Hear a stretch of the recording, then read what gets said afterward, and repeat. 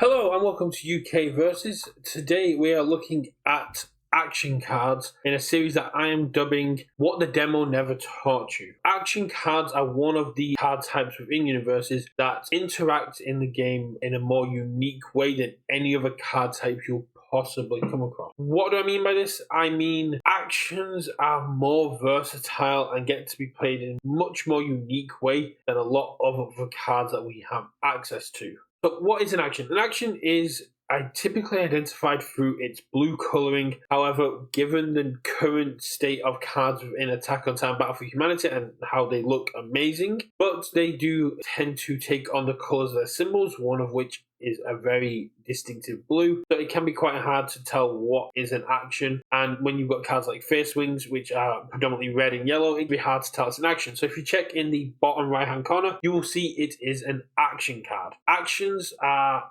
as I said, very malleable because they are not played the same way as any other card in this game. If you have an asset, if you have a backup, if you have a foundation or attack, you play them as forms unless you have a specific ability that allows you to play them outside of being forms. Actions are the opposite. Actions are never played as forms unless they have a specific ability within them that lets you play them as forms. Actions are more enhanced response battle pieces that are designed to bolster your defense, increase your offensive ability, make attacks easier or harder to deal with. That can be seen through their form abilities, but actions are very rarely played as forms outside of a few examples. So that makes them a lot more malleable, it makes them a lot more unpredictable, and it makes your opponent a lot harder to read what you're doing with them. When can I play an attack? As I've just said, if it has a form ability, you play it as a form. You play it at the same time you could play a foundation, an asset, an attack, a backup. You play it in your card pool, you make the check, and you resolve the ability. Easy peasy. No enhanced step, no messing about. Is same as playing a basic form, but you usually get more benefit from it immediately because you have that form ability. The enhances on actions are played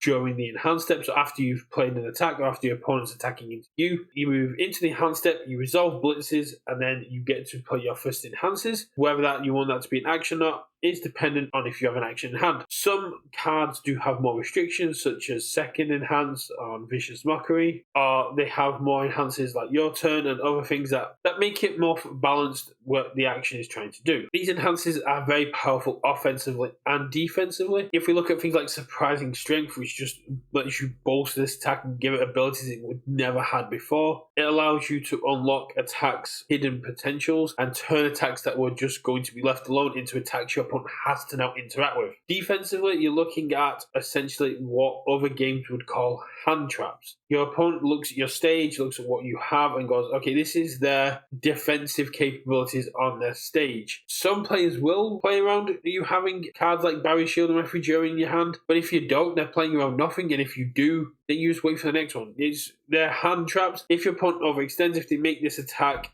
super fast, if they make it very powerful with damage, you just get to go, I'm going to reduce this attack speed to 0 with Barrier Shield and make your next attack harder to play, or I'm going to play Referee Jury, make this into a 4 damage attack, draw a card, and progress my game state even further. They're cards that your opponent can try and play around, but cannot always play around. Then you have the responsibilities. The responsibilities on actions are the exact same as any other card. The foundations, assets, they can only be played when they get triggered. The difference is they get played from your hand. Unless they have a hand ability, you still need to make a check when you play an action, and they come with some very powerful responsibilities. You get to negate your opponent's enhances with Nullify, you get to negate your opponent's responses with Evil versus Good, and you just get to negate your opponent's attack with Genkai's Guidance. That is just a very powerful interaction. You have to adhere to when the response can be triggered. You cannot play Genkai's Guidance during the enhanced step. It has to be when they play the attack.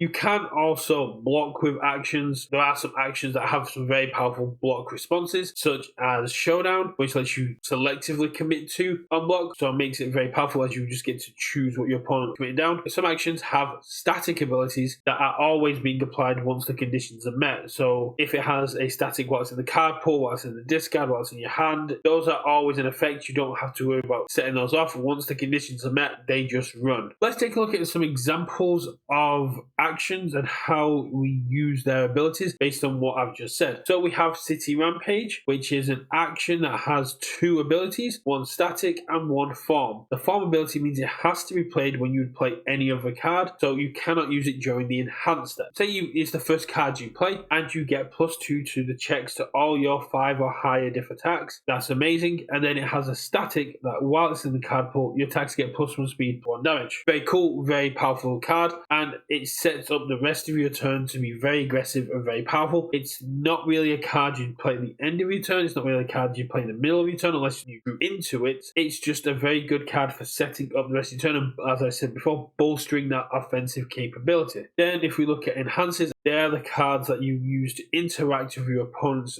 cards. So you've got Referee Jury, which reduces damage. You've got Barrier Shield, which reduces speed.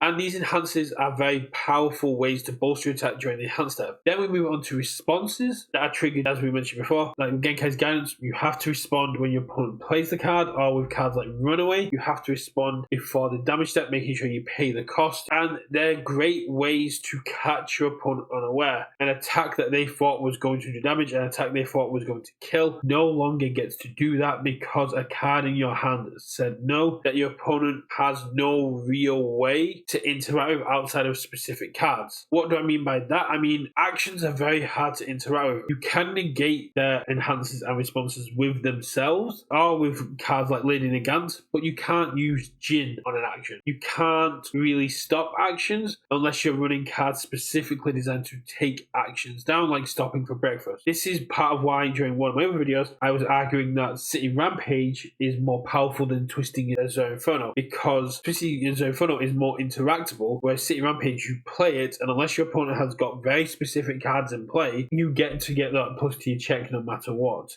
They're very powerful, they're very strong, but they do take up a resource spot, which can cause issues on your opening hand, where you could end up with a lot of actions and a lot of attacks in your hand and not as many foundations as you would like, but the reward outweighs the risk. Actions are very powerful aspects of this game. They're very malleable, they're very strong, and they can change the flow of a game in an instant. They are very powerful cards that are designed to help you win games, help you defend your games, and help you just stay alive or take your opponent down. If you want to become a strong competitive player, learning how and when to use actions is very important, and knowing how to interpret if your opponent is holding one can become very powerful as well. Go and check out our video on reading your opponent's body language, because that is a great way to sort of see if your opponent is confident they can stop an attack even if they have no defensive resources left. That's a bit of a brief overlay into actions. I know I did kind of go over myself repeatedly, but I wanted to go into abilities and then go into examples of those abilities. What did you think? Did you find this helpful? Have you got any examples of when actions saved you, or what is your favorite action? What other topics do you think we should cover on UK Versus? What did you struggle with as a new player? Let me know in the comments